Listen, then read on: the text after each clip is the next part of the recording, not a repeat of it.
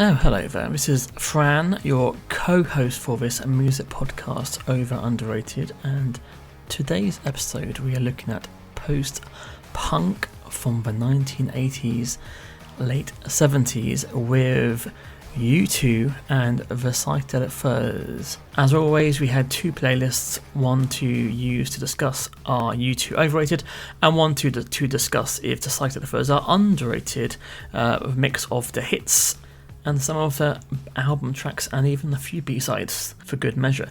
And the whole podcast isn't about whether Bono is a cock. We try and think about the band as a whole, but we will chat more about this later on, so please enjoy another episode of our music podcast. Thank you for listening.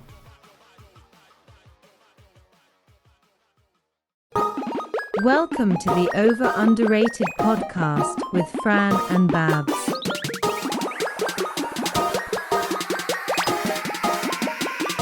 Is it over or underrated? Welcome back to another series of Underrated with Fran and Babs. This is I, Fran, and welcome to a post-punk extravaganza. How are you doing, Babs, in Belgium? I am okay, Fran, and excited about this post-punk extravaganza, a theme that we absolutely decided in advance and didn't just agree on literally a minute before this record. People listening, what is the difference between new wave and post-punk? Let us know on social media or by Gmail. Indeed. I would say guitars, synths, quite simply put. But although you do make an interesting comment that I'm going to come back to later in the episode. But how have you been music-wise, Fran? Have you been to any good gigs or festivals since we last met? So I was supposed to see a band last night called Jealous Nostril. Oh, have you mentioned them before? I might have mentioned them before because it is Johnny Burrell from Raised Light's new band with the bass player from the Mystery Jets and somebody else. I apologise to those artists for forgetting the names. And so, yeah, they're playing with Joiners, which is a very famous small venue in Southampton. And I thought it'd be interesting to see him in this new band. So I would check him out. And they have delayed it. I don't know if it's down to ticket sales or what.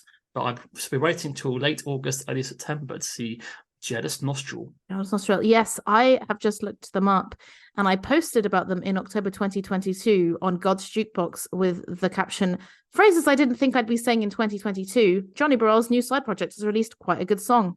The song being Phase 6. So you must have told me about this. I don't think I would have and that's organically. And 6 months later, or no, sorry, 8 months later, they're still doing the song I've heard. So oh, right. Okay. It would be an education for me, but alas, I will wait and get back to you if they're any good. So, have you seen anyone recently? I have. I saw the absolutely phenomenal Sparks last month in Brussels. It was such a good experience. It was in one of the venues that I hate the most in Brussels, Cirque Royal, because it's a seated venue.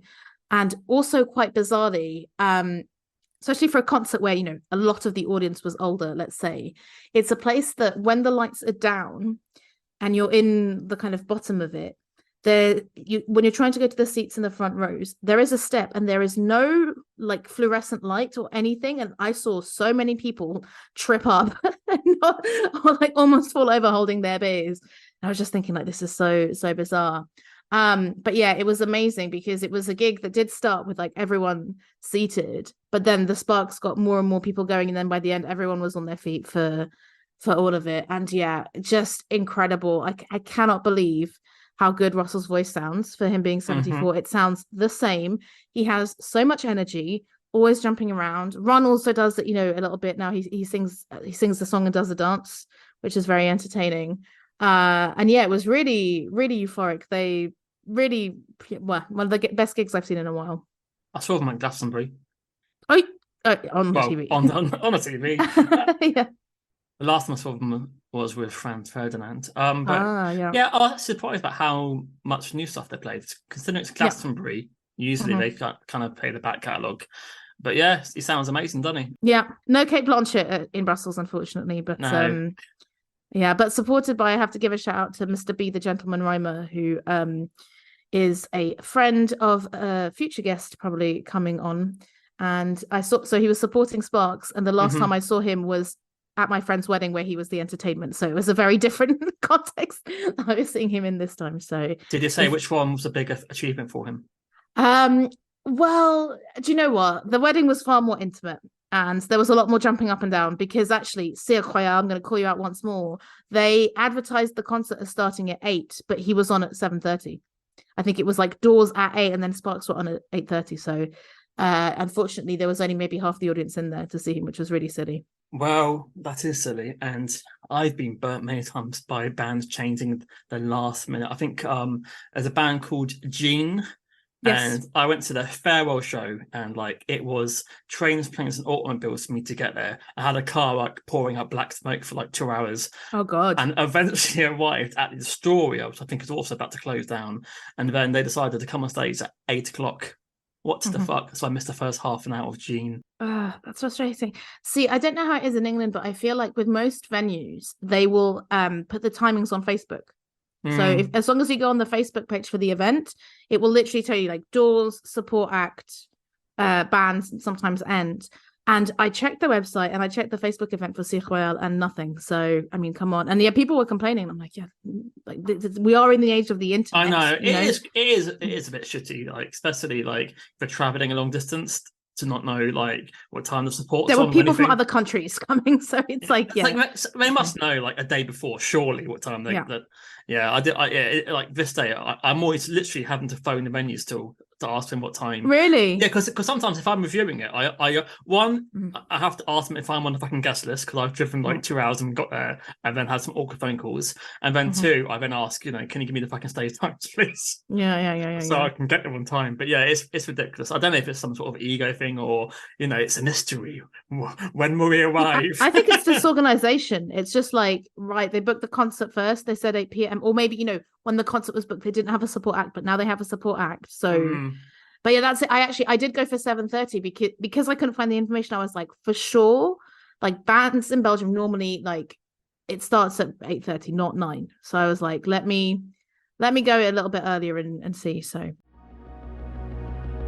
Overrated. We are discussing as overrated the Irish giants of U2 and underrated the lesser giants of London, the Psychedelic Furs. And as tradition, we shall start with the bigger of the two, with U2. I don't mean to rhyme two twice there, but as you do. So, Babs, shall I ask you to tell me all of your deepest thoughts about the band U2? My thoughts on U2, I think they have some really great songs across many years. Always impressed by a band with the original lineup for so long. Obviously, I have not seen them live, but I've heard they're meant to be amazing live. I do understand why people think Bono is a bit annoying, even though I do think sometimes he gets a bit too much stick. And I thought that was a bit of a lesson for everyone when, everyone kept making fun of Bono and his sunglasses, and it turns out he's got glaucoma. And that's why he wears sunglasses all the time. So it's like, yeah, let's stop judging people by their appearances. So I came into this hoping to discover a bit more of their back catalogue, because I think the only album I own is All That You Can't Leave Behind, because the singles on there were in heavy rotation when I was a teenager, and my parents had the 1980 to 1990 and 1990 to 2000 greatest hits. So that's kind of my exposure to them. So kind of, yeah, early 80s U2, early 90s U2, I'm not so knowledgeable about, and I know that there are some tracks on there, so I'm looking forward to getting into it. I basically tried to do a song for each album, and I wanted to be fair, so I chose big hits, album tracks, and B-sides and live tracks to have a variety of U2. So yeah, so I ended after 2005 because even me as a U2 fan can't really pretend to like the last 20 years of their music. I have not seen U2 live. I've tried. I'm shocked. But I will say that I don't think I will now, because sadly I think Bono's voice is gone. And they did like 40 songs. I think it's called Surrender, came out like this year, when they just basically did like piano and acoustic versions of the songs, and his voice is gone. That's sad. So if I did see them, I think it would be disappointing, unfortunately. I should have seen them in their prime, but that's not going to happen. So yeah, I mean, I probably own maybe like 5 or 6 U2 albums. A good friend of mine was an avid U2 fan, so he kind of like forced them on me. But like growing up, I don't know why, but for some reason I always thought U2 were like a band who are like for better people or something. Like Really? if it's like Giants, you grew up. You think, oh no, wow, but that's a great band. But like, little me, he doesn't know much about music. I'll start with someone small. Like I don't feel like I can belong to you two. They're too grandiose for me. Like I can't live in a mansion. I'll live in a hut, but one day maybe I can live in a mansion. So I had that sort of feel with like you two. I don't mind it. That's my feelings. So it took me a while to really get into the back catalogue. And yeah, I mean, I'm always, when I meet people generally who are under 30 who'd instantly say, I hate you too. I'm like, is that because you've read that on the internet? Is that because you got that album shoved down your throat on iTunes? Yeah, it's like, yeah. Unfortunately, I even read Bono's autobiography this month, and I had to stop because because if you want to find out about YouTube music gigs, etc., that's fine until the 90s, and then it's all about I met Bill Clinton, I met the Pope, I met Obama, I went to his house to have a chat, and it's literally he does not mention any music after 2000, and I'm like, fucking hell, I don't care anymore. So I gave up around 2009. But yeah, and I think that's one of the reasons why people hate U2. It's not U2 music; it's because of, I guess, Bono maybe. And yeah, I guess if you're young and you've only listened to YouTube in the past 20 years, then yeah, they're not great. But I mean, I always trust a band who keep testing themselves, great live, and you can't say that U2 have not changed since 1980. No, absolutely not. And yeah, I like some of their early 2000s stuff. Like I said, I do own All That You Can't Leave Behind, and I think Vertigo is a banger.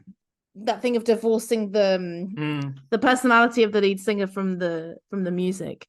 I mean, yeah, we also did talk about this in advance. I sent Fran the video of Bill Bailey doing comedy about the Edge's guitar sound, basically making the point that his sound sounds good because there's so many effects, but actually when you take everything off, it's just like and I think it's kind of fair, but it also doesn't mean that he's totally slagging the music off, right? Like, it is just an observation that it is something with lots of effects, and it is an undeniable signature sound.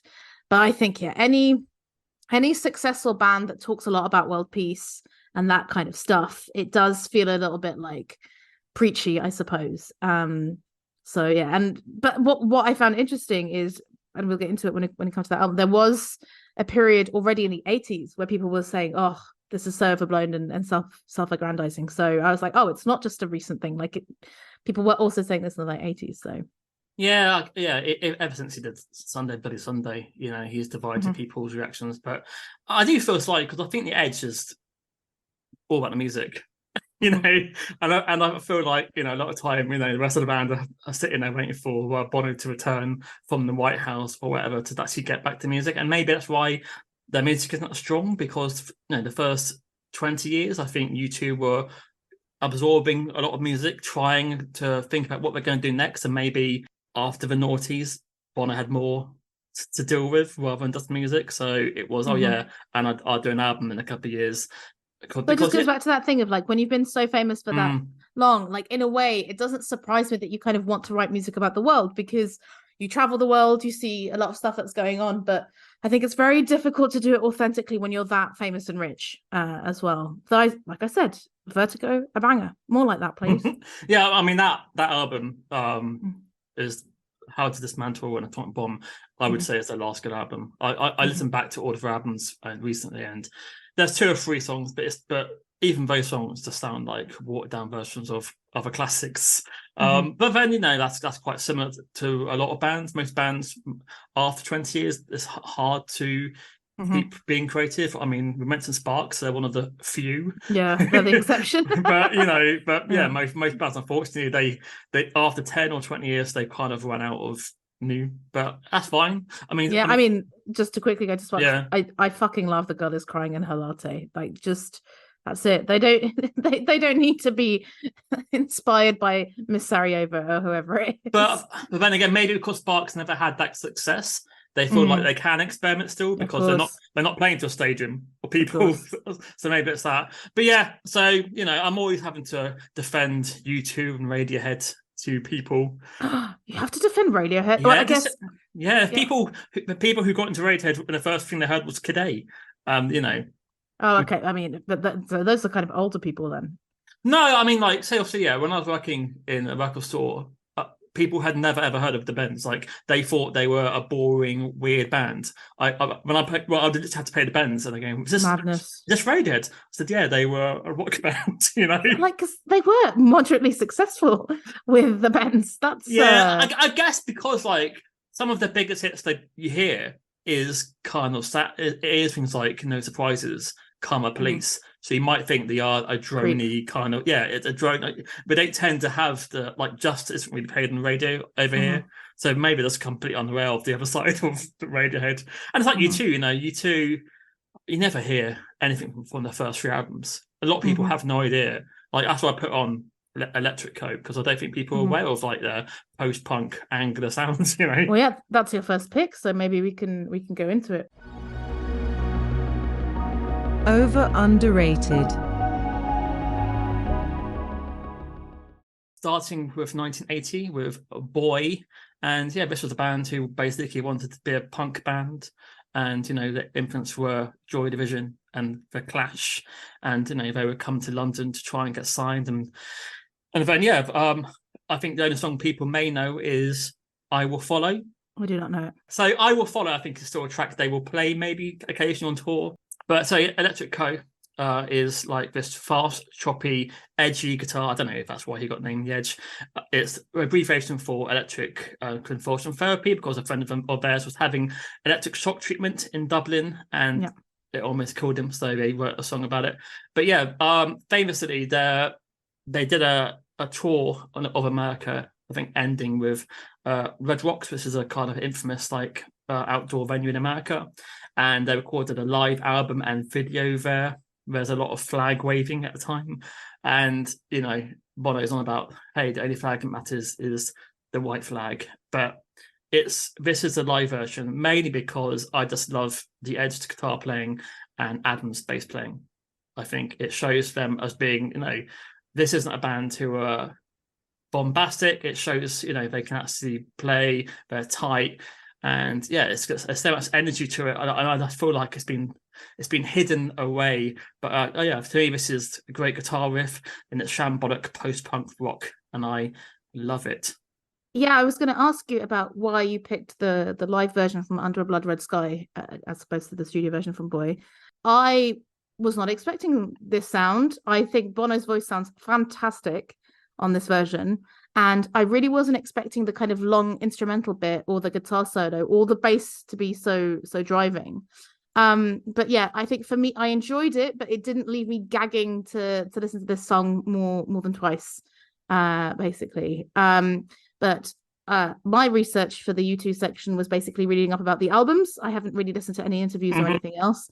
So it was interesting to read that for Boy, it was meant to be produced by Martin Hannett of Joy Division fame, but they didn't get on with him, and they had to be like, please give us someone else.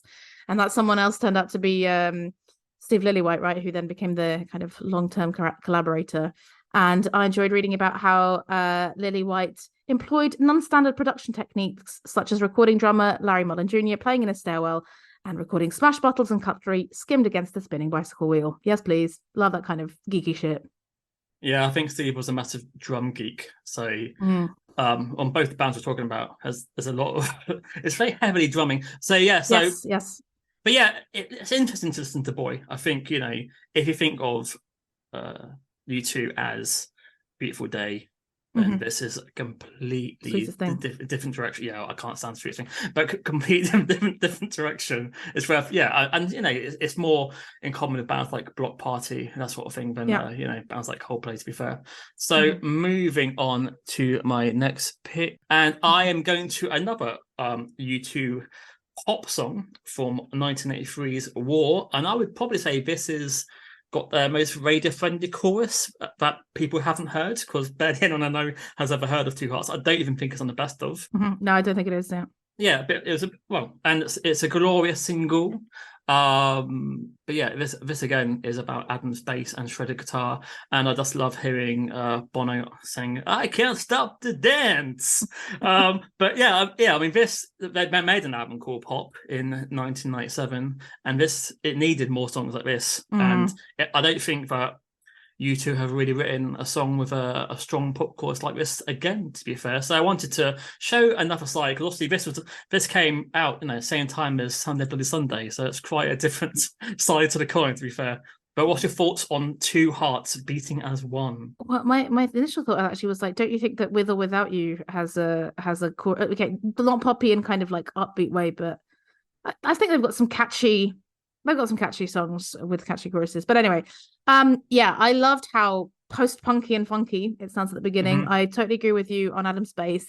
I love how invested Bono's voice is. Like you really feel the passion. And I think, as anyone who knows kind of more recent U2 songs, that you definitely don't feel that in the same way in the kind of 2000s stuff. But I did write before knowing that you're going to say this. The chorus is a bit too poppy for me. And my favorite fact about the album this comes from was that 3 of the tracks featured backing vocals by the Coconuts of King Creole and the Coconuts, who happen to be in Dublin on tour, which is like that's a very different backing vocalists there. It's almost as if I found them down the pub. But hey, guys, come back to the studio.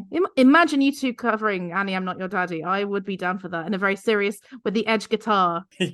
But yeah, I mean, back to Two Hearts. I can imagine that even Duran Duran releasing a version of Two Hearts if it is that poppy. But yeah, so skipping away from the trilogy of Boy October and War, I skipped October because I think it's possibly their worst ever album. So we're now moving on to the widescreen version of U2, what people will be aware of, and that they worked with Brian Eno for the first time. So can I just say, I had absolutely no idea that Brian Eno was involved with U2 in any capacity. Wow, and then it turns out he's produced a shit ton of their albums. I was like, oh, this is a lesson. So that's my big music lesson for this week. That's for sure. I felt very like, oh God, right, okay. It's not just David Bowie and Microsoft sounds. Okay. I think I heard Ronnie's name through U2, like that. Like, it was always linked to him, especially like during Act On Baby, and then later on I found that he was in Roxy Music. Yeah, interesting, right? Yeah, obviously, as I said before, they wanted to try new things. They wanted to get away from the post-punk sound, have some more ambient sounds, and Unforgettable Fire recorded, I think, in the castle. But yeah, Eno's brings on that ambient sounds. It's got these weird space sort of melodies. You can't, in my head, I can't tell sometimes if it's a guitar or a synth in the backing of it. It's got this like filmic, breathy backing vocals. It's got this huge chorus and a beautiful middle eight, which can give me chills on the right day. It's got a beautiful cello section, and then this is the band who are basically saying, we want to take over. This is just before they became the stadium band. Even in the video, Bono's gone from waving flags in a vest to wearing a serious jumper, while the rest of the band walk around in snow for no reason. But I think Chris Martin, this is his favourite song by them. But they blend synths, they blend strings. It's a different U2, and it's quite a decent track. But what's your thoughts? Yeah, I think you said pretty much what I wrote down, which is post-punk is gone, synths and heavy breathing are here. And it was a song that I thought I didn't know until it got to the chorus. And then the walk on through, I was like, oh, I have heard this song before. I have absolutely no idea in what context I would have. I don't know if it's on the greatest hits. I'd have to go and see. But similar for me, criticism to Two Hearts of like, I didn't really like the chorus. I much preferred the intro and the verses. But I would say I prefer Two Hearts over this one. And I read that it's inspired by an art exhibition in Chicago about Hiroshima, some cheery topics there. And the song evolved from a short piano composition that the Edge did with Jimmy Destry from Blondie, which is interesting. I had no idea, because when you were talking about U2 and kind of like you kind of disregard the last 20 years of music, I was thinking, is it because it's just been the 4 of them for so long? Okay, they have a producer every now and again, but not always, it seems. Not always. Not And always. it's a weird album though. Like, people say it's their favorite album, but it just feels like a lot of promise, but not a lot of, but nothing that delivers. And apart from obviously this, and obviously In the Name of Love, there's nice parts, but it feels rather unfinished, unfortunately for me. Yeah, I have not listened to a U2 album from beginning to end. So yeah, obviously that must be a very different experience, just like listening to them on the radio or listen to their greatest hits. I think that they are a band who do care about the album. It's not like maybe 6 throwaway songs and 2 singles, even though I said it feels unfinished, but the album does work from start to finish. It does feel like a piece of work. And I would say that, yeah, up until Pop, all the albums are worth a listen from start to finish. They all have something interesting going on, even if some of the songs don't work as good as others. So moving on to another album that people may have heard of, because I think it sold 25 million albums. And that is The Joshua Tree from 1987. We had a 3-year break for them to play Live Aid and Conquer America. And this is their Hello America, we're going to take you over album. And yeah, I think Des said that he wanted to make the ultimate live U2 song. So he started, with this rumbling guitar riff. That gets longer and longer and bigger. Then the bass comes in, the drums come in, and then Bono's "I wanna run," and then everyone puts their hands in the air and cries. And I've never experienced that. That's what I imagine happens in a live gig. You can imagine.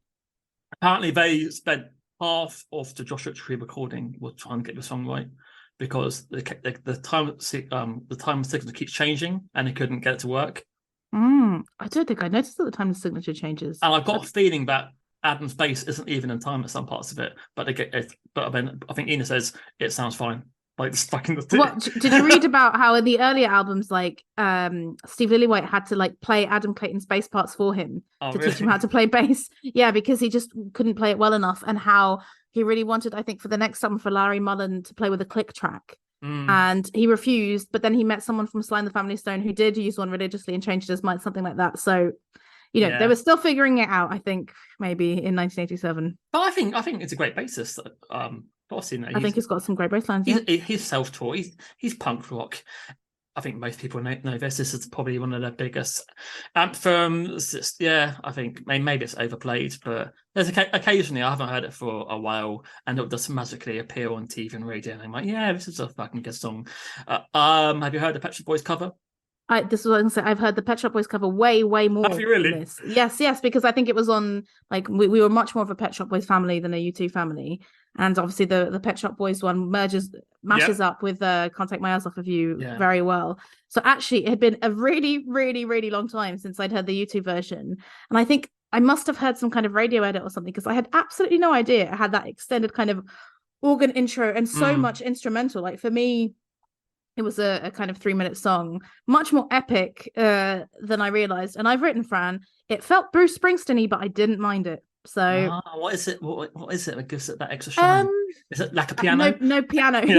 No sax. Yeah. No piano. I'm not usually so bothered about sax, but I think it's the fact that it keeps shifting, like, and probably the Edge's guitar drives it along. Like, you never get too bored. And I had no idea what it was about, and I really thought it was quite interesting, the reasoning behind it. So Bono basically said that when you go to Belfast, you can tell a person's religion and how much money they make by knowing the name of the street that they grew up on.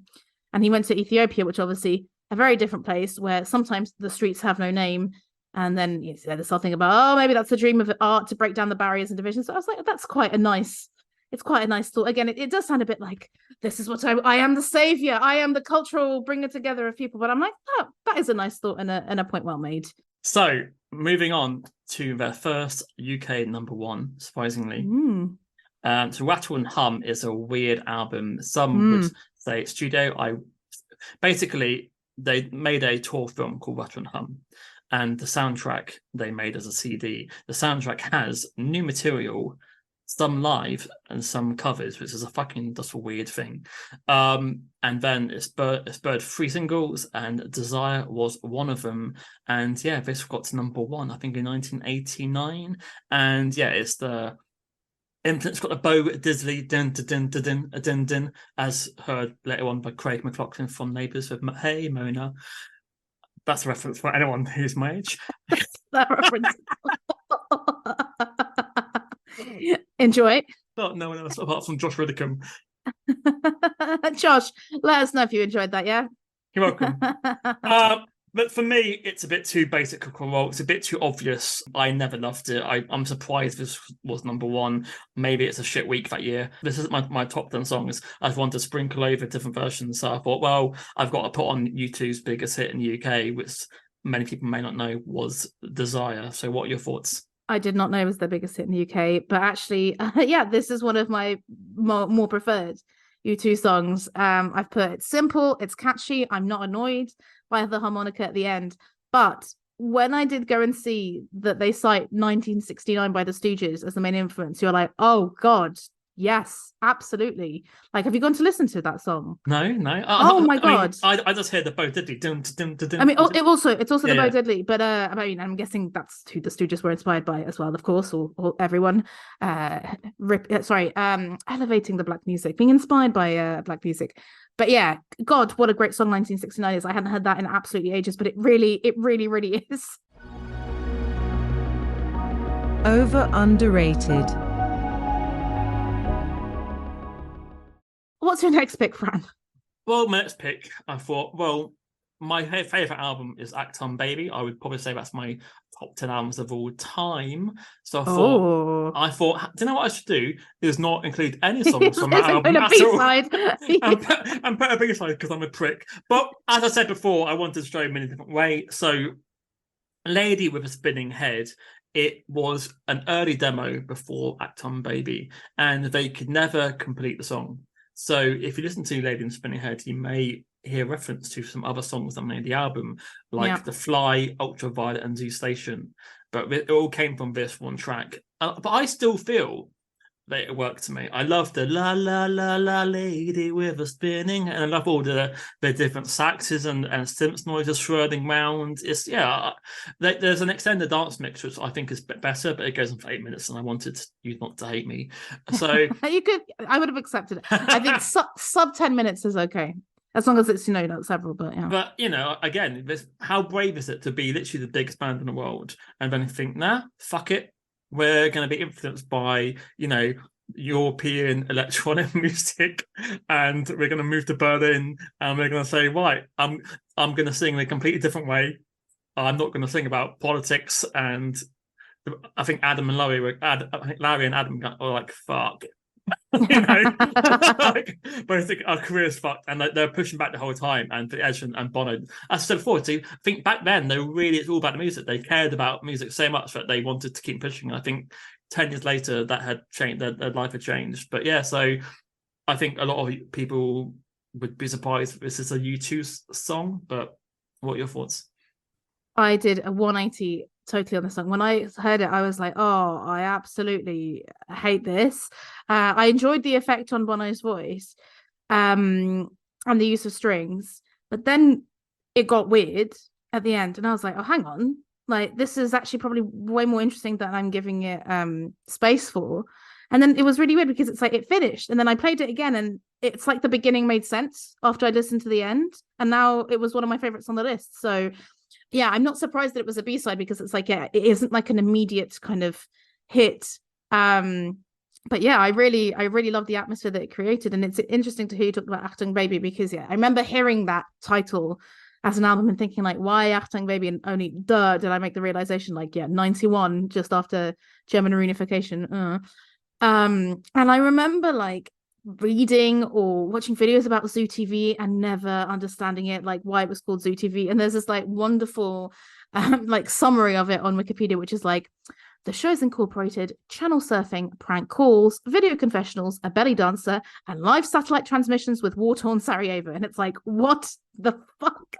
What the hell is going on? Like, have you ever watched any kind of live DVDs of Zoo TV? Yeah, there's one, I think, a couple of years later, which it's basically Acton Baby and Europa combined. And yeah, like Bono keeps changing his image all the way through. He comes on, I think there's a version of him called Mephisto when he dresses as a devil. Right. Yes.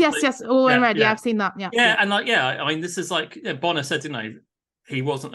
Although he's a great performer, he's not an actor or a showman, and he wanted to just to think, fuck it, I'm going to try and do as much as I can, And he sings in a hearty falsetto, and he completely changes his voice. And I just think this is like it's very rare you can be that interesting and have global success. I mean, the song one obviously isn't experimental, but the rest of it around it is inspiring. And when people say The Josh Tree is the best album by U2, I'd say yes, it's got 3 great singles, With or Without You, Still Haven't Found What I'm Looking For. But Acton Baby to me from start to finish is just a glorious soundscape. And there's a Hue magazine did a 20th anniversary of it, and loads of artists covered a song, and it's one of the best compilations I've ever had. It had literally had White Stripes, Depeche Mode, I think Garbage, Goldfrapp. Like it's got just 20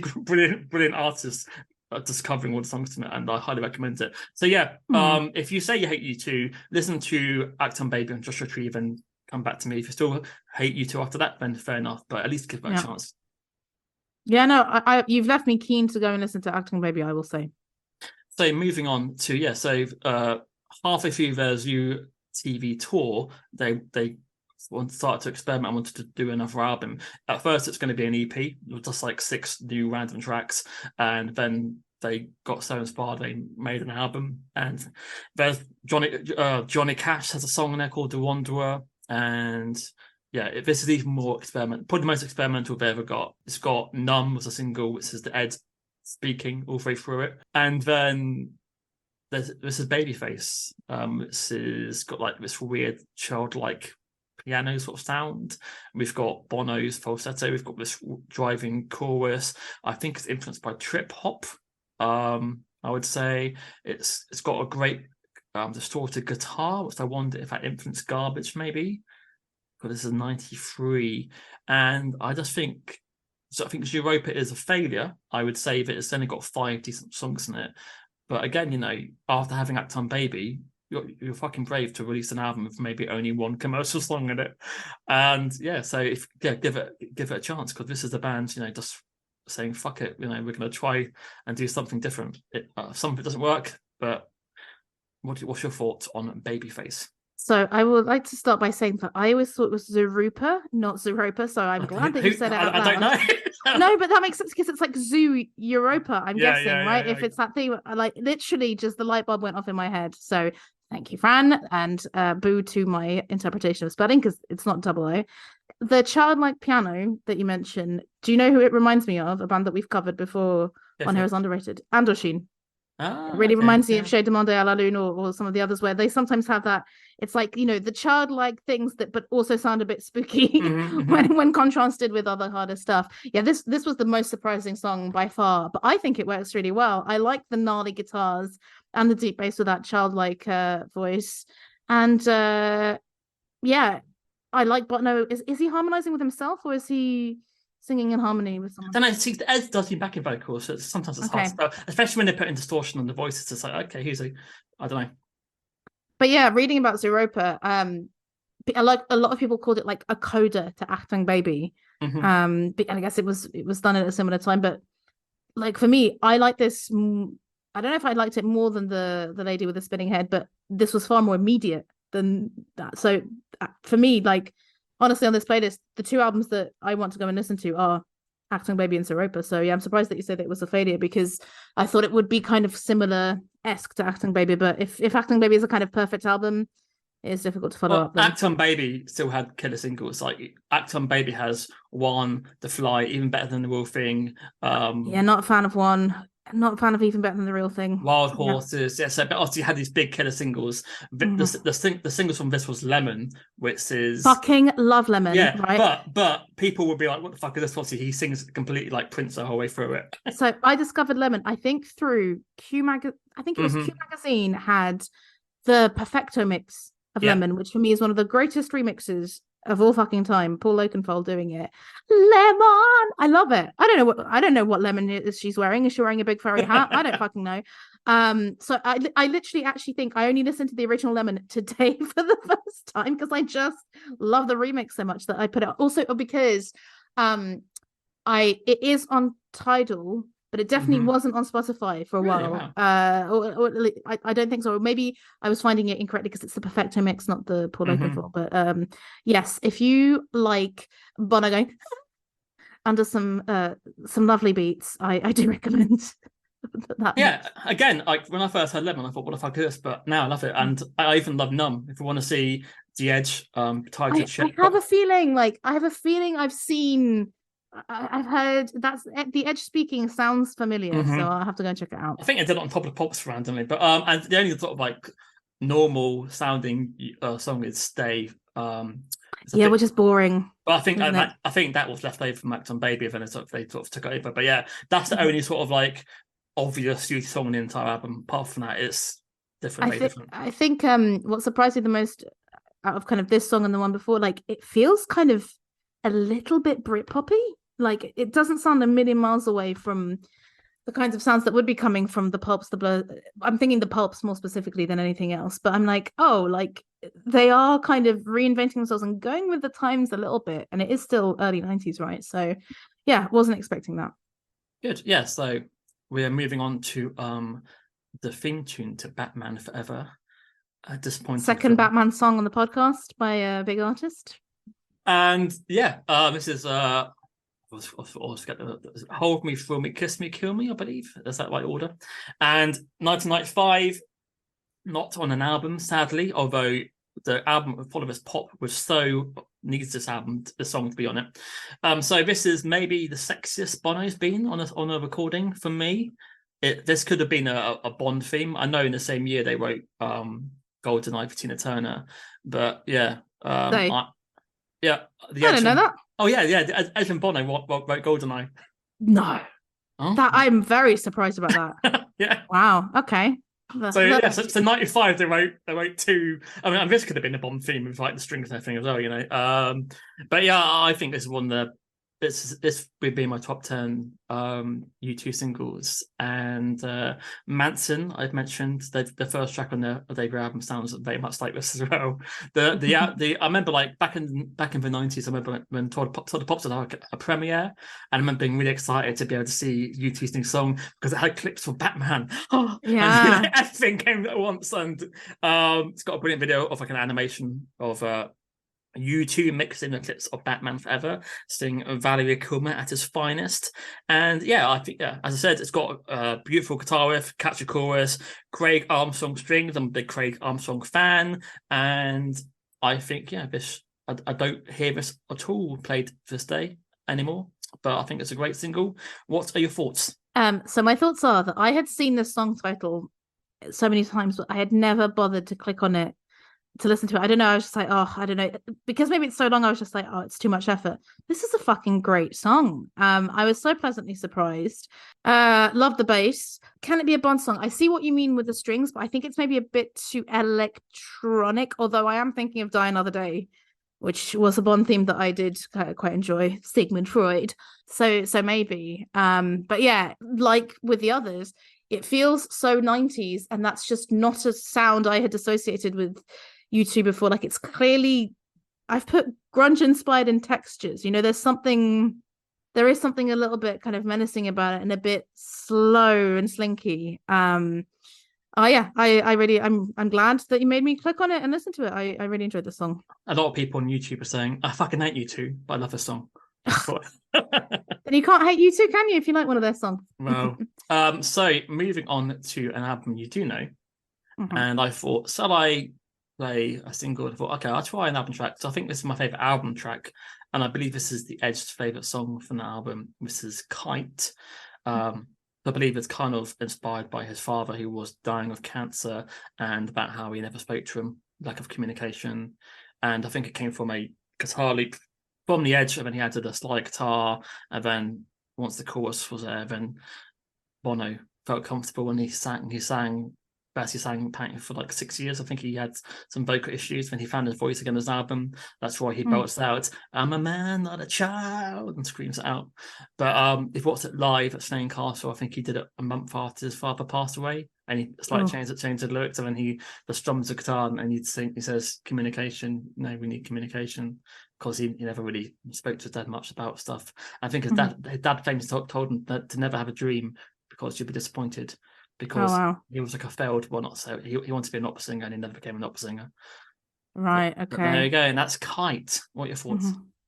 I'm very sorry to say, Fran, that this was one of my least favorites. Of course you do.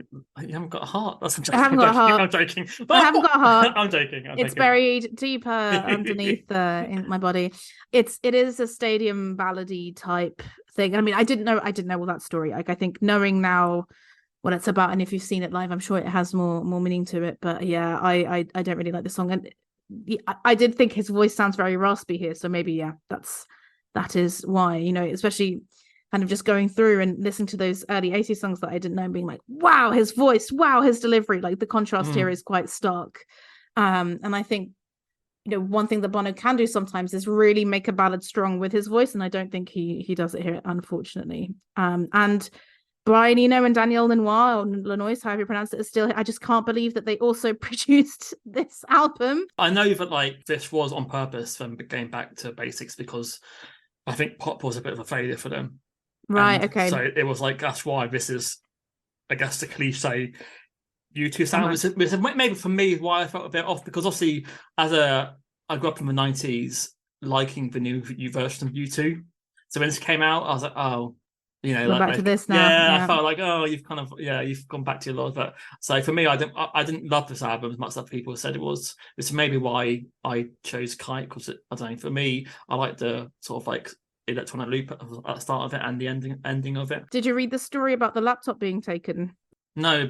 I'll read it direct. So that year, a bag holding personal papers and a laptop containing lyrics for this album was taken from Bono's car, which was parked outside the Clarence Hotel in Dublin. Bono offered a reward of £2,000. An Irish man returned the laptop after having bought it for £300, thinking it was from a reputable source. He realised it was Bono's when he saw a picture of Bono's kid on it, and then got in touch with U2's management and returned it, which I'm like, imagine you buy like a secondhand computer and then there's a picture of Bono's kid on there. But how much would that be worth now? But then again, how can you sell it? Yeah, well, I mean, he probably gave it back, and I don't know if he got a reward from it. I didn't go and click on the source of the Wikipedia bit that said that. Another interesting fact about this album is that it's the only album in history to have multiple tracks win the Grammy Award for Record of the Year, for Beautiful Day in 2001 and Walk On in 2002. Okay, so moving on to my final track, and as I said, this is the final decent album for me. So again, another song about his father. That was a song pre-death. Is a song after death in the morbid view. So this is Sometimes You Can't Make It On Your Own. I believe this won a Grammy for Song of the Year.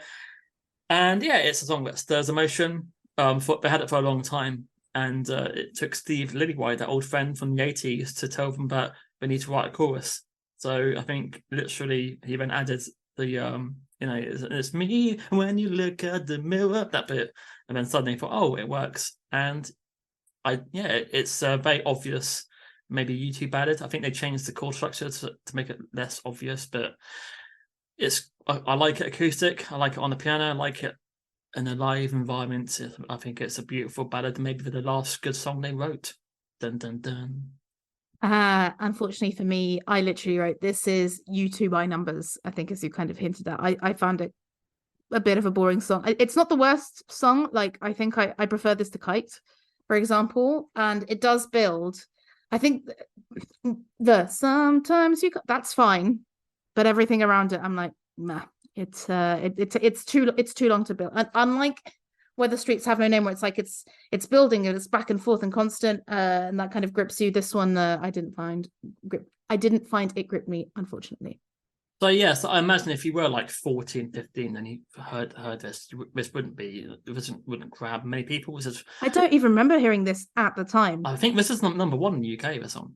Yeah, I mean, I did know it, but I didn't know it very well. Yeah, maybe it was on the radio every now and again, but maybe we skipped over it. So yeah, I guess this was the last popular album. I think this Vertigo obviously became the theme tune to the iPod.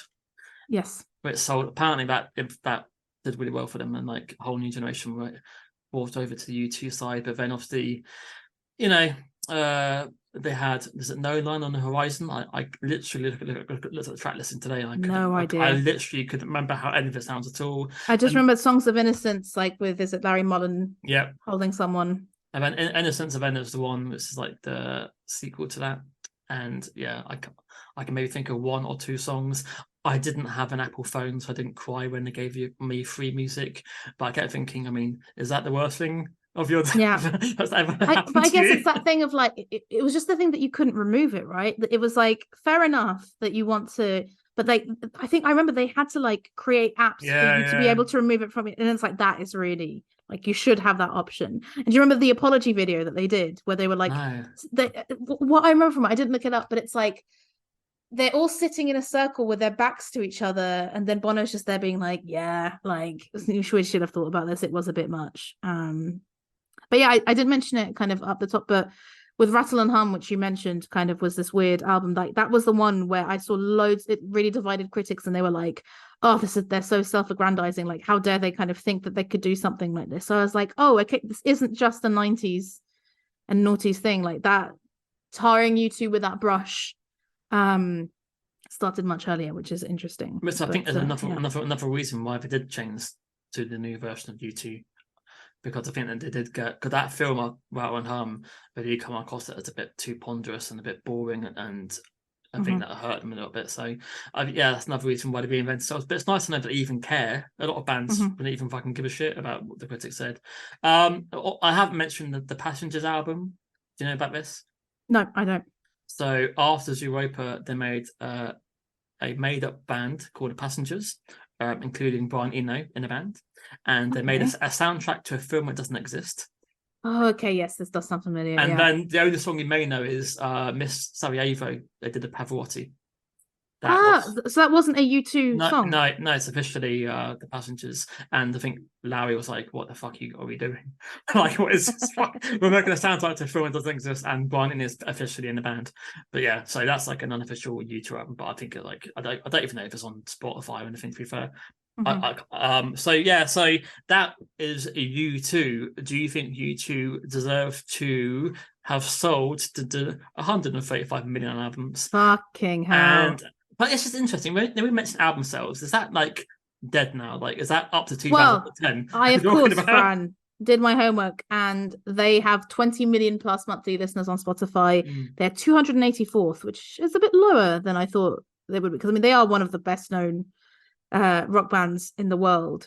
If you're going to ask me the question, from this playlist, I think they're overrated, because I think there were definitely some new parts of U2 that I enjoyed getting to know, especially Acting Baby and Zooropa.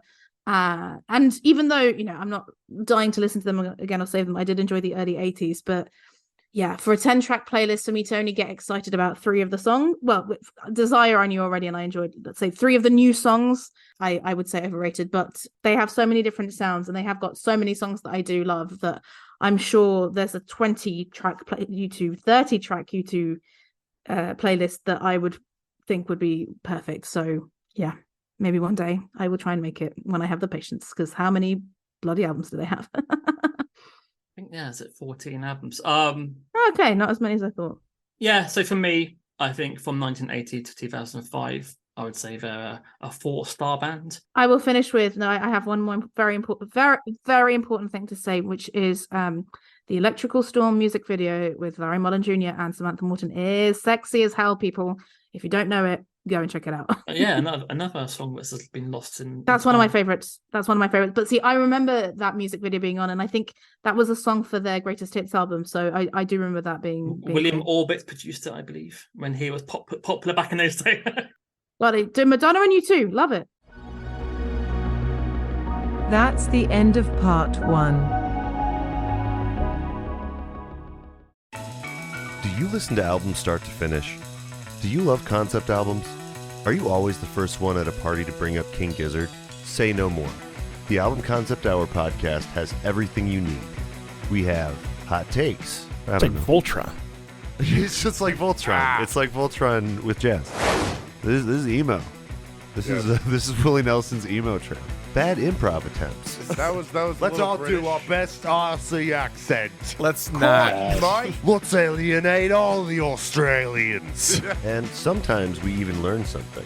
As they listened again and again to the song in the control room, Axel started saying, "Where do we go? Where do we go now? Where do we go?" Shut up. Spencer turned down the music and said, "Why don't you just try singing that?" And thus the last part of the song was born.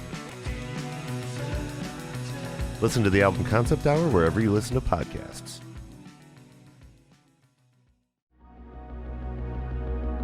Underrated. Goodbye, you two, and hello, Psychedelic Furs. So, Babs, I will ask you, tell me everything you know about Psychedelic Furs in a small soundbite of less than 5 minutes. Oh, fuck. Okay, the pressure is on.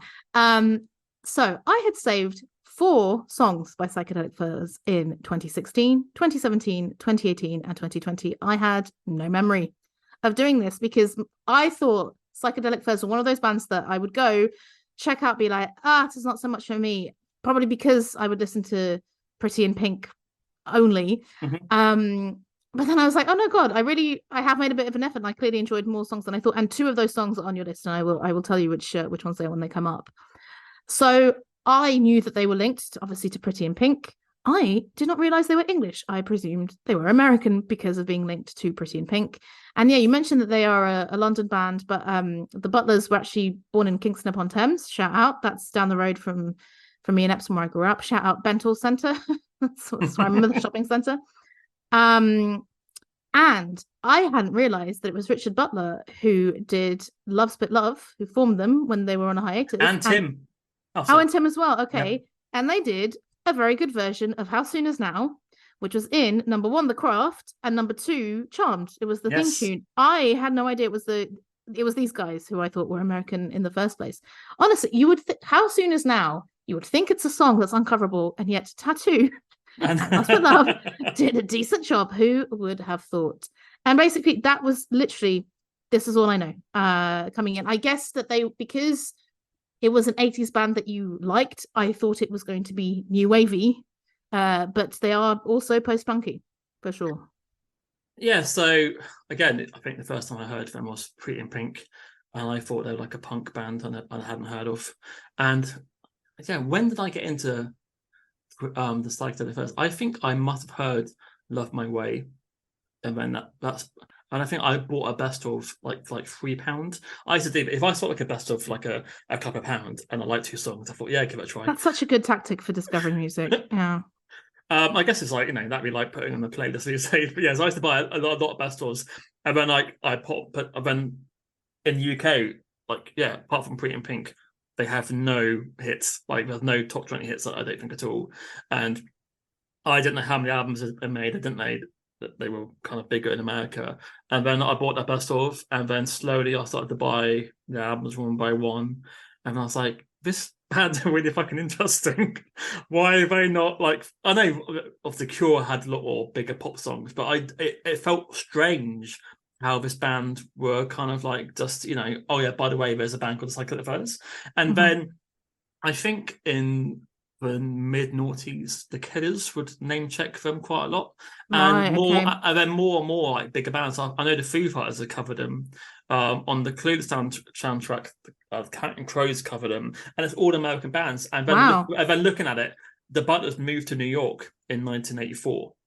There we go. Okay, because that makes a lot of sense. They said they were getting more traction in the live scene than they were in the UK. And so interesting. Like, how rare is that an English band would be bigger in America than in the UK? I feel like that doesn't happen very often. Like, you have like the Radioheads that will have like the college radio following, but for it to be that different on a live version, that's really interesting.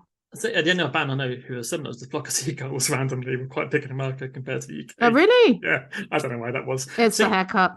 Yeah, so they moved to America. I mean, Marty's success, they weren't like. I don't think they even had a top 40 album in America, but I think they could tour and make money. So yeah, they moved to New York, and they worked with like Todd Rundgren, who's 11, and then I think they called it quits in the early 90s. As you said, they then tried a different version, and Lost But Love is kind of a more grungy version of Psychedelic Furs, and the drummer and guitar player are now in Guns N' Roses. I did not know that. So with Eric Glastonbury. The second guitarist and the drummer were in Lost But Love, and then that is not an association I would make. And we're in the Psychedelic Furs. The last album by Psychedelic Furs is produced. I should probably get his name up because it's quite bad. Yeah. So yeah, Mr. Butler had a association. What is annoying is on Spotify, I don't know about Tidal, they only have the second Lost But Love album. Only one album. Try some Eat One, yeah. Oh, okay. The album beforehand a lot better, and it's got Am I Wrong is the best song by Lost But Love. I think Brand New covered it. So Frank Ferrer is the drummer for Guns N' Roses. He's the drummer for Lost But Love, and Richard Fortus was the guy who was writing songs with Richard Butler, and he also produced the last Psychedelic Furs album of 2020. Yeah, I would enjoy just every few months getting a new Psychedelic Furs album. And that's fun, isn't it? When you're kind of what's the word, rationing albums. Yeah. And then slowly, I think it took me a while to discover Lost But Love. And I've got more Psychedelic Furs albums, kind of, with an American twist. And then I saw them play live 2014 in Bristol, and they were sensational. I saw them last year at the Royal Albert Hall. Again, sensational, and he's in his like mid-60s, and he's still. How some people just like get embarrassed as they get older. He seems as cool now as he was 45 years ago. That's really cool. I just think that people compare his voice to Bowie and to John Lydon, but he's got his own rasp. Lydon, yeah, I saw that, and I'm like, okay, maybe in delivery, but not in timbre. Like, yeah. But yeah, I think that's a band that I just need a spotlight shone on, because I don't get how they are dismissed, especially in the UK. Obviously in America, they I guess do a little bit better. I don't know how popular they are in mainland Europe. Do you see them ever tour in Belgium? I really don't know. I feel like Belgium definitely has a lot of love for kind of retro 80s and 90s. I will look up their touring schedule while you introduce the first song, perhaps. Again, like U2, it's a playlist which basically goes through most of the albums. Their first song on their first album is India, and I thought, well, why not introduce it to Babs? I'm not a big fan of India. I think that the first album is a band trying to discover a sound. They call it Beautiful Chaos, which is when there's 6 guys just hammering the guitars, and then occasionally you hear sax, then occasionally there's a bit of keyboard, and then with each album they would shed members. So the first 2 albums are 6, and then they get down to 4, and then they get down to 3. So this has got a long intro to kind of enjoy, and then like the tom-tom drums come in, which is why I mentioned Steve Lillywhite. This song is all about the drums, which I think is Vince Ely, and then takes maybe like 3 or 4 minutes before Butters even starts coming in, and he just sounds like he's barking. And I think India, he said, was like inspired by Americans going to like India to basically do drugs and be like hippies. I did wonder what it was about. Okay, yeah, but it wasn't a single, but it's still a live favorite for me. It's a bit too. It goes on for far too long for me. But yeah, it's a band discovering themselves, I guess. So, Fran, this is a song I'd saved. I did previously. I did know this song. How did this get on your radar, man? Oh, listen, I have no idea. I have no idea anymore. I have no idea since I got every now. It might be God's Jukebox, because if I'm listening to songs on there and I like them, I will just save them. So it is probably that, or probably when I joined Spotify and I was much more active on kind of the Discover Weekly and that kind of thing, and I'd go down rabbit holes. Whereas now I'm like, enough. There is too much music. I do not need these tools anymore to find new music that I like. I was really surprised that because I presumed again that you picked like 10 of your favorite songs over the years, because I was like, I bloody love this long intro and what it launches into, and how the intro I think is kind of the first third of the song. And you think it's going in a certain direction, and then suddenly it shifts into this much guitar-ier song. Although I wondered if you found this listening back, the bass and keyboards, that particular combo towards the end, because the bass is quite sort of powerful, really reminded me of the Stranglers. And there's another song that reminds me of the Stranglers. That sound, which obviously, like, in vocals, not at all, Hugh Cornwell does not sound like this at all. But no, I loved it when I first saved it back in whenever it was, and really enjoyed listening to it again. But I really had zero memory of this. Yeah, this is why we're saying post-punk, because it feels more rougher and punkier than say new wave. So but even like that intro is not, it's quite unusual to have an intro like that goes on for so long. But no, yeah, I loved it. So then moving on to the next album, Talk, this is my favourite album by them, and we have Pretty in Pink, but not that one. This is the first version of the dirtier version, and he rants for longer at the end of it. Don't you notice that? No, I didn't even realise that it was a different version to the other one. Yeah. If the big, like, the film version is cleaner, it's got more polished guitars, and then at the end, I think he basically talks about Caroline, the girl in the thing about her having dirty sex and that sort of stuff. And they cut out because so basically, I don't know if you know the story behind how it became the film title. No, it was, so it was that the song inspired the film title and not the other way around, right? So John Hughes discovered a song, and then he wanted he wrote a film about it, but famously the film is nothing to do with the lyrics about Psychedelic Furs, did it? But I went along anyway. But he's like, yeah, this is not what I was on about. I think it's on about like a woman who had carnal desires, and it's kind of like dirty and stuff, and that is not the prom film that you see in 1986. No, although I guess like it is the kind of the choosing between the two men kind of thing, boys. But yeah, even the title "Pretty in Pink" is basically her naked. Is what he's referring to. I had not got that. Thank you for informing me. But obviously, this is a band who hadn't had a hit. So when the guy who did fucking Breakfast Club says, "Do you want to have a single?" They're like, "Yes, please. We wouldn't mind being successful once." This is the first version, and there's a different video from 1981 with the band. And this is the first song I ever heard. It's got that punky. I think now it sounds like Tom Petty. The down. I don't know Tom Petty enough to agree with American Girl, like the American Girl, and it's got his rasp. It's one of those songs when the verse is better than the chorus. And I would just when is he menacing in it? Because I'm trying to remember the song. I think that's one of the chorus, right? Yeah, I prefer that. But it's probably been overplayed. It's probably the only song most people will know of them, and there's a lot more to them than this. But there you go. What are your thoughts? Yeah, so comparing it to the previous song, obviously it's so much more jingly jangly. And yeah, I think that's this song is why I thought I didn't like anything by the Psychedelic Furs, because I think it would be the first song that I would listen to and be like, this is not really for me. Have you watched Pretty in Pink recently at all? I remember watching maybe 15 years ago and thinking, this is dated badly. So no. See, this is the thing. I remember watching it maybe 10 years ago and not thinking that, but now I'm like, oh my God, probably it has. And have you watched 16 Candles? So we discussed this on the podcast. I'm aware. I'm never, but even my God, even as like a 10-year-old, I didn't like that, because I discovered John Hughes when I was about 9 and 10, and I remember liking Breakfast Club and Weird Science, but even 16 Candles then felt weird for me, and now obviously getting older, okay, that's because it's racist and it's rapey, and it's like, what the fuck? So rapey, like literally, like it was so funny because it was we did a film club with some of my friends during lockdown, where kind of every week someone would pick a film that would be on Netflix, because that was the only platform we all had, and 16 Candles, it was like one of us watched it and was like, guys, like just prepare yourselves, and then like each one of us would like live kind of post as we were watching, like, oh my God, this is so awful.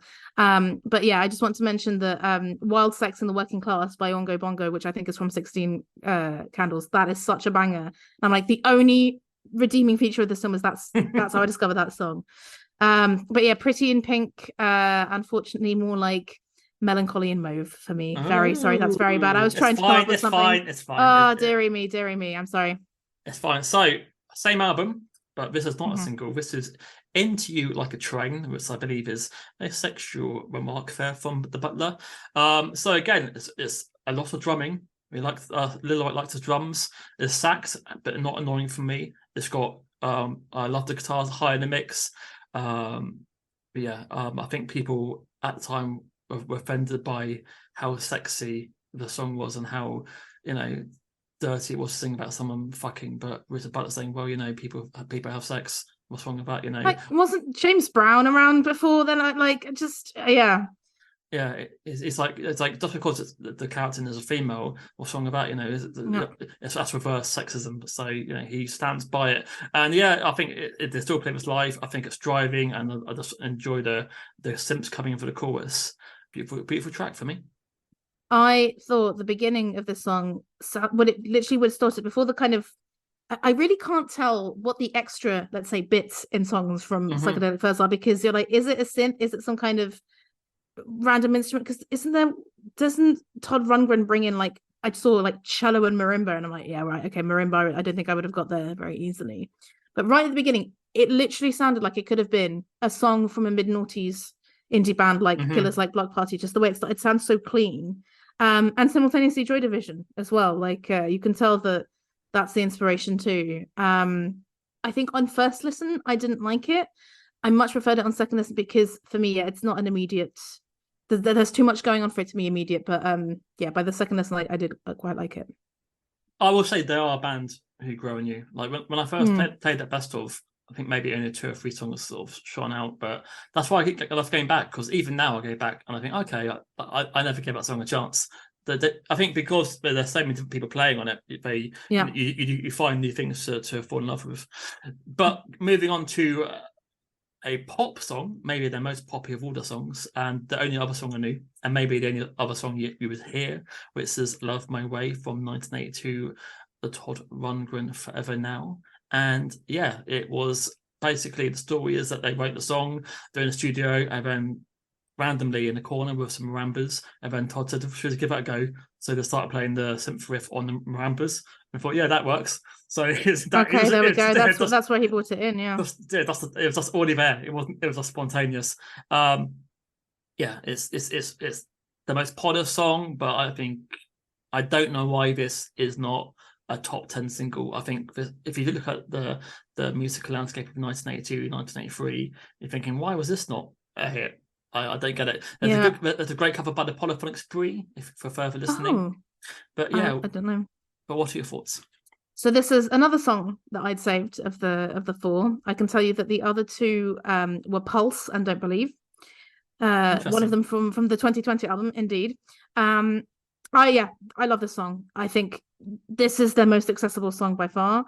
And well, yeah, maybe the reason why it wasn't so big is just because, like, it did sound, I guess, like a lot of other bands in that period. I think it's fantastic. I love the glockenspiel. Well, I put the glockenspiel sound, but it's a marimba. Good to know. But the one thing I find, it fades out slightly abruptly. It's just like that leaves it kind of a bit imperfect to me. But I got into it immediately, and having not listened to it in years, so yeah, I'm surprised that it's not better known. It was used in Call Me by My Name. Oh, is that the one they danced to? Yeah, and even Metzon's going to see the band live, so I'm hoping that gave it. Right, okay, so maybe that's why I recognise it. Okay, I've not seen the Spotify, but I've seen it must have given it an oomph. I think it's different. So yeah, on Spotify it's the biggest, 3 times more than Pretty in Pink. Oh wow! But on Tidal, oh no, it is also the top one. What's different then? Oh yeah, what's different is that the third one on Tidal is Heartbreak Beat, whereas the third one on Spotify is The Ghost in You. That's covered by the Counting Crows. So same album. This is back to being seedy and angry Psychedelic Furs. This is President Gas, which is about Ronald Reagan. Of course it is, yeah. And yeah, doing anything he will do to get power. He's on the left, he's on the right. He's trying to do anything he can. And I love the line, "It's sick, the price of medicine." Beautiful. But yeah, it's what you mentioned, the cello. Yeah, this out of nowhere comes this like cello breakdown, and there's these fast acoustic guitars. It's experimental, it's intriguing. And the first time I heard this, I thought, oh, what is this? Then the more times I play it, I fall in love with different elements. And yeah, I think this is up. I think Richard Butler has this in his top 3 songs he's ever recorded. What are your thoughts? I love this song. I've written, ooh, cheeky, sexy guitars matching his sexy voice. Though the guitars reminded me a little bit of 80s Matchbox. Actually, again, like just the guitars, but you have this very kind of smooth bass and everything else and drums going on in the background, but the guitars are quite discordant, and I think that is why the song works, because the chorus, it starts going a bit poppy, but then those guitars come back in and you're like, oh no, this is just a fucking weird song. And the second half again changes in a way that you're not expecting. Yeah, I love the song, but the lyrics are so generic. It's kind of like, "Ooh, I am writing about politics. You have to have a party when you're in a state like this." I see what, like, I went to look at him, like he's literally saying nothing of substance, but sure, President Gas, okay, gas Americans, because of course, haha, gasoline. So I can't take his political stylings very seriously, but I love the song. But I will say, I mean, if you just moved to America, it's quite brave to release a single anti-Ronald Reagan. Especially when you think about the ARC and what happened to them when they were critical in America, yeah. I know, yeah, but even the chorus is like, President Gas. I guess if like, it's not so big, people aren't going to be so annoyed about it, right? Was it a single? No, well, I think it was. But yeah, as I said, it's not commercial at all, I think, compared to Love My Way. And then taking a step to when they kind of wanted to be successful. So this is Mirror Moves, and instantly the production has changed. The band now is just John Aston and the Butlers, basically, and then special guests. I think the keyboard player from The Cure was in the band for a while, and they just have rotating people. And yeah, so this is the Ghosts in You, which is a song I didn't know until I bought the best of, and I think it's kind of okay successful in America, slightly.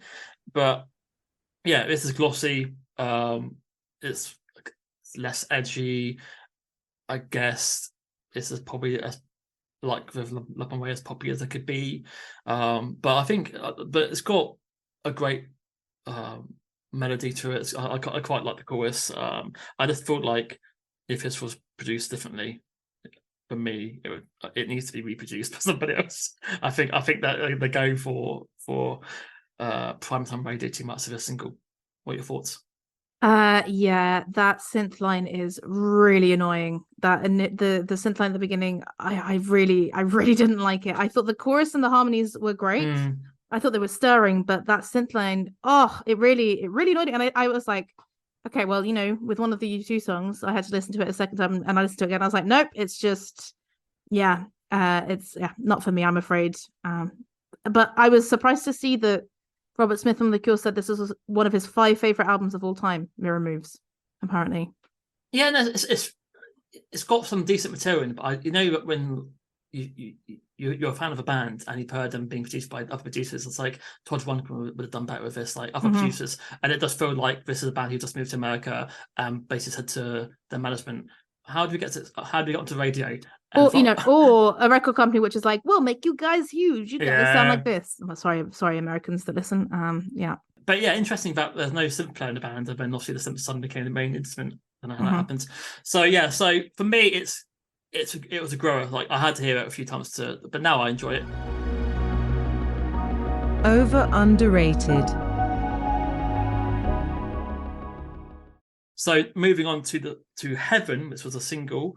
I think it just scraped the top 40 in the UK, but again, I think they thought this was going to be a big hit. So for me, I think this is a great mid-80s pop song. It's got a beautiful guitar hook, and it's catchy as fuck, and I don't know why this was not successful. I listen to it and I hear The Killers instantly.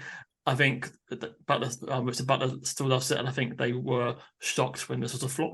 But alas, I am not shocked it was a flop because I thought this was annoying as hell as well. I wrote that, not with the previous one, but this one, I wrote, this is cynically 80s.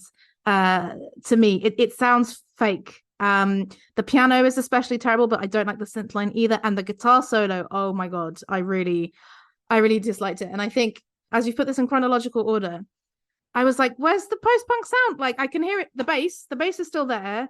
But I'm like, where's the post-punk sound? Or where's, like, you know, that pop sensibility that's in Love My Way, or the wackiness of President Gas? Like, that isn't there anymore. And for me, Yeah, I was like, God, Robert Smith likes this. Just I'm surprised. I've much preferred the other three albums you've put forward so far. But as a fan of pop, I do think it's a good pop song. But I'm so yeah, I do find as a pop fan, I don't know why that wouldn't have been played on the radio in 1984. But I guess it depends. Do other people have similar sensibilities to me or to you? If they find it annoying, then maybe not. So after that, they did the album when they re-recorded Pretty in Pink called Midnight to Midnight, which got panned, right? That, I saw this. if you like the sound of the 80s, bad 80s, listen to that. There's some fucking horrendous guitar on it, and they grew mullets, and they became a typical mid to late 80s band. And then they basically checked in on themselves and thought, what the fuck happened to us? We were like a cool indie band. So yeah, because they've gone back on it as well, haven't they? Like they've gone back on the album. They're like, it was vapid and awful. Yeah, basically, and they wrote like horrible love ballads and with terrible fucking videos. So yeah, again, you know, I guess that's the management was pushing them in that direction. I think they were playing to bigger audiences, but yeah, it just like they lost all their street cred. So they basically reinvented themselves, and I think they worked with Stephen Street. Oh, okay. For this single, so this is All That Money Wants, and this was just on their best of album. I think 1988. It's not on this studio album, and yeah, it's just it's just back to being, I guess, more indie. It does sound like that late indie to guitar when it is very much like the British indie sort of guitar, like ding ding ding. And they brought back Vince Ellie, the drummer, again for this album and the song. They tried to get rid of the gimmicks. It's got a decent synth line. I don't adore it, but there just seems to be a lot of the Psychedelic fans' favorite song. So, what is your opinion? I didn't look at the lyrics too closely, but the fact that it's called All That Money Wants, do you think it's a comment on? Yeah, it is about the music industry. Yeah, because I initially got it wrong, and I thought this was from the Minutes to Midnight album, and I was like, what? But they have a song criticizing money on an album. Yeah, but then I was like, oh, afterwards, fine. The beginning really reminded me of the Stranglers again, and a specific song that I have the riff in my head, and I can't think of which one it is. I'm gonna have to go and listen through some Stranglers albums to tell you that. I much preferred this to the Mirror Moves songs, and I wrote, surely this sound influenced bands like James. The guitar sound to me really did sound like James. It grew on me definitely on the second listen as well, but yeah, it wasn't one of my favorites. Again, it's still maybe too jangly for me. So this is the final album of the first version of Psychedelic Furs from 1991, and this is In My Head. That album sounds more like the previous song. It's more jangly cellos and less synths. This sounds like 1985, but as a guy who likes guitars and synths, as you previously heard, to me this is a fantastic track, and I don't know how it wasn't a single. This is just an album track, and again, I can hear the Killers and a lot of those bands copying this. Like I know looking at the internet, I don't know if you tried that before. Tell me more. Where do I go? What do I do? So bands like the Horrors, and I think like Airborne Toxic Event, even British Sea Power, they've mentioned Psychedelic Furs, and I can hear this on a lot of their work. So yeah, to me, this is a glossy mid-80s synth rock track, and I do really like it. I know that you won't like it maybe because it's quite melodic, and you don't like synths and guitar too much. So I preferred this to the Mirror Moves tracks. And I thought the beginning sounded like Blondie with more keyboards was my note. But it was kind of this point where I'm like, these songs are all starting to sound a little bit the same. And when you look at like the people who criticize the Psychedelic Furs, they do make that point. I think this is obviously song 9, but I was like, I'm now starting to have difficulty telling these songs apart, which I think when you move from, you know, the first song on your playlist from India to President Gas, you really can't say that. Like they're 5 quite different sounds, but in the latter half, I'm like, it is a kind of jangly pop synth 80s something sound where I'm like, okay, I feel like I get it. I get this is what you sound like. And yeah, I listened to it twice and I was like, this isn't unfortunately any longer making as much of an impact on me. This doesn't sound like the rest of the album, I would say. The rest of the album is more acoustics and cellos. As I say, this stands out a lot. Maybe that's why they didn't do it as a single, because they didn't want people to get the wrong idea. Who knows? But yeah, that's fine. Like this is a band in 1991. This does not sound like 1991. No, that's true. Especially for a band who still lived in America. Yeah. Yeah, I mean, I was thinking about that when I was listening to you too as well, of like, gosh, this is the sound of the 80s, but not the sound of the 80s when you listen to kind of Joshua Tree and stuff like that, which is quite interesting. But there we go. And then we're moving on to 28 years later, because that's how long it takes to release another Psychedelic Furs. So yeah, they took notes from the Cars, you know. They were like, we need a big break. So obviously, yeah, we mentioned this, the Love But Love in 95 and 97. Richard Butler has a solo album, I think, in around 1999, which is an electronic album. Is it good? It's got some moments. Okay. And then they got back together, I think, in 2001 and did a tour with John Aston, the guitar player. And then they wrote 4 songs, including Wrong Train, which they played live. And then, for reasons unknown, they didn't actually record anything for another 20 years. So this was written in 2000 with John Aston. I'm really surprised. And then it took him like that long. I know that basically after the 90s, I think that Richard Butler wanted to walk away from the music industry. He got divorced, which is what the song's about. It's the wrong, you know, that's it. I was thinking, it's another song about a train, but it was the wrong. And he's an artist now. I think he's an artist, and he says that if you ask him what his job is, he will say he's an artist. Oh wow! Even though they're touring. Yeah. Like if you go on the internet, he exhibits loads of art. That's his main job. Okay. And then I think this is a secondary thing. Maybe his brother asked him to do it for him. I don't know. Or maybe like, you know, being an artist is also not something the way you make a shit ton of money, right? Exactly. Normally, unless you're very lucky. But so I don't know why it took him 20 years to actually bother to get in the studio, but they finally did. And this came out 2020, and everyone was surprised at how good it was, because I said, you know, he must be 65, but if you listen to a song, it does not sound drastically different than he did in the 80s and 90s. His voices stay the same. His voice is amazing on this song. It sounds really lush and epic, and I have to say I much preferred this sound than the kind of albums before. And I think the guitars sound great with the synths, and there's something making rain sounds, which is, I guess, unsurprising. When the album's called Made of Rain, I really enjoyed that as like a kind of nice light touch. And it made me go and re-listen to Don't Believe from the same album. That's a great song. Like I prefer Don't Believe to this one. That is such a great song. Because I think it's because somehow, I don't know if this is me kind of making stuff up or it's just intangible, I feel like they bring the post-punk elements into this much more than in those kind of mid to late 80s albums. There's an essence there that was missing in those albums that I kind of find here. So who would have thought? A bit like the Cars as well, because the Cars, they have a couple of good songs on that last album too. Maybe more than a couple of good songs. It's surprising that when a band who makes albums from kind of 80 to 90, you might prefer something from the 2020. Who would have thought? In COVID times as well. Seriously, listen to that album in full, because I was not expecting anything, because when it's a band from the 80s releasing an album, it's like here's a cash in. It's great. But I love the line, a wife that hates me, so does her boyfriend. But and loads of the lyrics.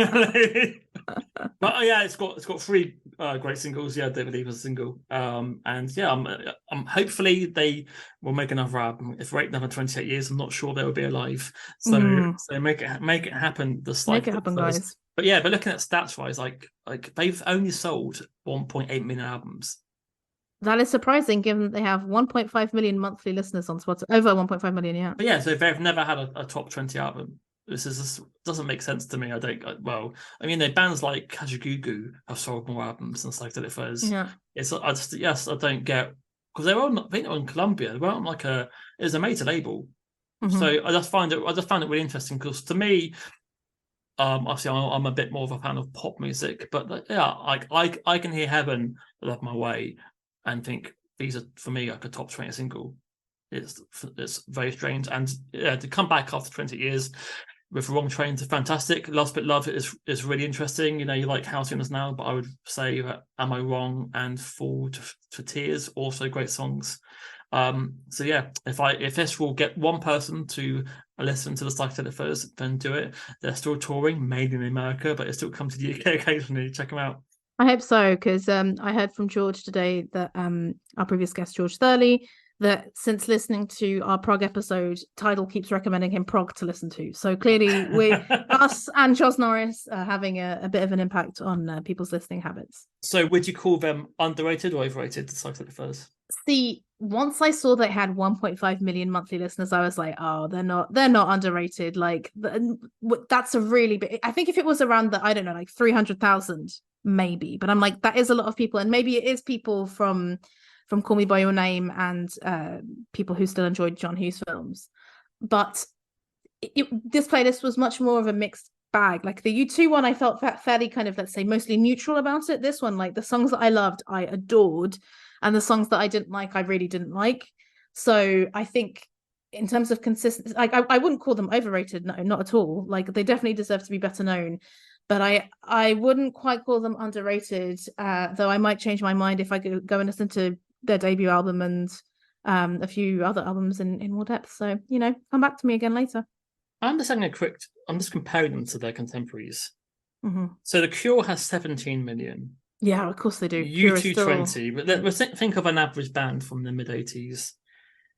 Human League? Ice House. Yeah, Ice House. I've never heard of Ice House. Million. In Excess. Well, it's all getting big, aren't they? Yeah. Because to me, I thought 1.5 was, but I reckon that will probably just be Love My Way. That's an annoying thing about the stat, isn't it? It doesn't say what's been listened to. Like, are they anyone listening to the album? Or does people coming in listen to Pretty in Pink and Love My Way and getting the fuck out of there? Honestly, like I think Spotify figured out, like, give people more stats and they will enjoy it, right? At the end of the year. And I love getting my monthly, I've listened to the most with Tidal. Although I have to say, like, there was a song from the band Magnus, the kind of Belgian supergroup, that I listened to a lot. And when you listen to a song a lot and then it kind of skips to the next, but then you just skip back. And it ranked the song that kept playing after the song I listened to more higher in my most listened to. And I was like, come on. I did put that song on repeat sometimes. So I don't know how accurate these things are. But anyway. But no, I mean, I think 1.5 million, that's huge for any band, right? I feel like if you have over a million people across the world who have Spotify listening to one or a couple of your songs, I mean, yeah, well, 4 times it was me, right? 4 times it was me not realizing. You have access to countries, so you can tell me what countries it is. Yes, I can tell you. So Stranglers is 3 million. It's a double M. But yeah, Japan Japan's saying 225 million. No, so it's like thousands. It's a pretty classic list. So it's LA up the top, almost double as many as London. So yeah, bigger in LA for sure. Then good old Mexico City, then New York City, and then Sydney. Really up close on New York City, actually. So really much in other parts of the Anglophone world and the Spanish speaking world rather than the UK. Interesting. I guess are they a kind of cult college radio style band in America? Maybe they're seen like that. Yeah. So for me, as a new wave junkie, post-punk junkie, I was like, what? Why? I don't see why they're not as big as the Stranglers or. Speaking of the Stranglers, the song is No Mercy, by the way. Okay. Go and listen to No Mercy and see how it sounds. Interesting, because they've got a song called No Mercy too. The old Furs. But are they like No Mercy, the boy band from the noughties? It would be amazing if that's where they got a name from. Stranglers or Psychedelic Furs song. Who you never know. Who knew? Where do you go, my lovely? Anyway. Where did he come from? Where did he go? So, Fran, any final thoughts for our listeners on this Thursday evening? My final thoughts are to please listen to other songs, because again, these bands have hundreds of songs. This is just 10, and I am aware, but I've chosen songs that I love, but most of like the first fans love songs like Dumb Waiters and Sister Europe, which I fucking can't stand. So maybe give those a try, because if you don't like what you hear, but this is what I was going to say. I think between us, like, we liked different elements of it. So I think actually your playlist is fairly wide ranging. So I would say if you listen to 1 or 2 songs on this space and you don't like, try 1 or 2 more, because it's varied enough. But I will say that there is a certain sound of theirs which does get a bit repetitive, but keep at it. There's more to it. if you've got time and you want to get into it, then the love will come back. The reason I don't have some of these other big hits that people like is because they're quite saxy, and as I mentioned before, I'm not the biggest fan of the Saxy sax. is not sexy. Saxy, yes, a little bit of sax is fine, but sometimes it's oh god, and that's what happens also with Midnight to Midnight is Heartbreak Beak is a lot of 80s sax, and imagine a lot of cocaine, a lot of sax, a lot of groupies. I mean, 2 out of 3 ain't bad, right? we love a sax. So yeah. I will finish off by saying that the name Psychedelic Furs, what it conjures up to me is Jonathan Rhys-Meyers' character in Velvet Goldmine. So, given that we've talked a lot about films, that's a great film. Go watch it. Their name does come from Winners and Furs, which I think is that film isn't it based on Lou Reed and Bowie, isn't it? It's based on Velvet Underground. Yeah, I don't know. It's clearly like a Bowie-esque kind of person. But yeah, that was, again, another good film that I saw ages ago and can barely remember, but just remember enjoying staring at Jonathan Rhys-Meyers. So, for you two, go stare at Larry Mullen Jr. For this, absolutely nothing to do with the band. We'll go and stare at Jonathan Rhys-Meyers. Go and stare at some nice-looking men, everyone. Whether you're straight or gay or bi. That's my message. Thank you very much. Goodbye. See you. And that's it, guys. You have completed another episode of Over Underrated, and we thank you. We thank you so much, because I know that you have already subscribed. You've followed us on our social media accounts, including Over Underrated Music Pod on Instagram and OU Music Pod on Twitter, as well as Blue Sky, if you're one of the lucky people to have that. And we are also on Gmail at overunderatedmusicpod@gmail.com. So get in touch if you have any questions, if you have any beefs, just update your diary at home, and we will see you, probably not see you, we'll be in your ears next time.